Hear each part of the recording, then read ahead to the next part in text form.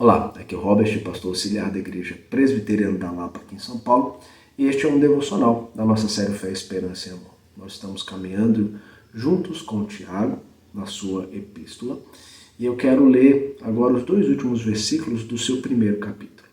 Ele diz: se alguém supõe ser religioso, deixando de refrear a língua, antes enganando o próprio coração, a sua religião é vã.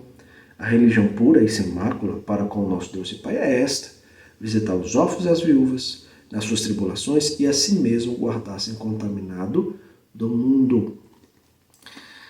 Qual é a religião pura e sem mácula? Segundo Tiago, é aquela que refreia a língua, que ajuda o necessitado e que se mantém incontaminado do mundo. Tiago destaca esses 3 pontos, mostrando que aqueles irmãos estavam agindo de forma contrária a isso. Muitos estavam se dizendo religiosos, mas não passavam de um mero formalismo externo. Na prática, eles falavam mal uns dos outros. Na prática, usavam a língua para destruir o coração do próximo. Muitos estavam passando por necessidades, mas eles não estavam estendendo a mão de compaixão para ajudá-los como mantenedores, como aqueles que dão segurança. E esses grupos passavam então por suas lutas e por suas dificuldades. E muitos ainda estavam se contaminando com as coisas daquele tempo, daquele contexto. Tiago vai dizer, olha, essa religião vivida desse modo é uma religião vã, é uma religião que não glorifica a Deus. Agora, a religião pura e sem defeito é contrária a isso. Primeiro, não fala mal do outro. Segundo, vê o necessitado e estende a sua mão de compaixão para com ele. E terceiro, é aquele que luta contra o pecado porque entende que foi separado para ser santo e nessa caminhada ele tem que prosseguir caminhando nessa luta contra o pecado a fim de glorificar a Deus.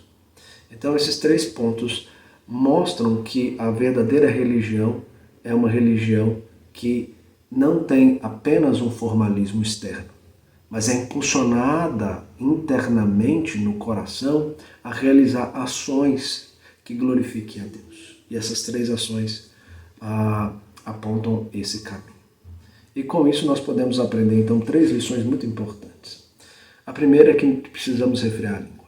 Né? A língua a comunicação é o grande problema entre o ser humano. Por conta da queda veio então essa dificuldade de entender o outro. E às vezes muitas pessoas que gostam de brincar, brincam de uma maneira que não agrada aquela pessoa que está ali com ela está se sentindo ferida, às vezes fica com vergonha de falar. Então nós temos que tomar cuidado com o tipo de brincadeira que fazemos. Também existem aqueles que se dizem, eu sou muito sincero. Então a sinceridade me leva a falar a verdade. Só que a Escritura não está falando para você falar mentira ou ocultar a verdade. Ela está pedindo para você fazer isso. Mas a sua palavra tem que ser temperada com sal. Ela tem que destilar sabor. Você tem que exortar o outro, mas de uma forma que engrandeça o nome do Senhor. E não que destrói o outro e também traz consequências devastadoras nesse relacionamento.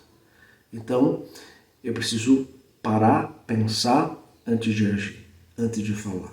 Eu tenho que tomar cuidado, para que eu não cause mais problemas nesse relacionamento.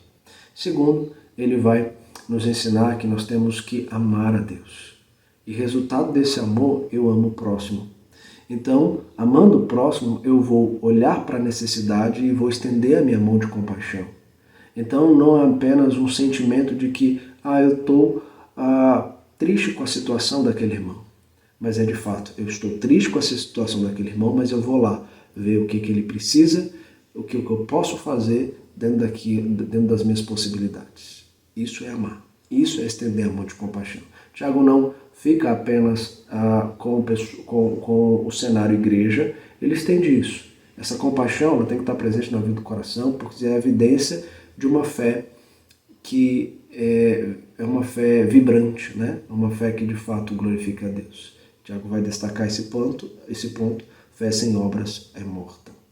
E por fim, eu tenho que lutar contra o pecado. E por quê?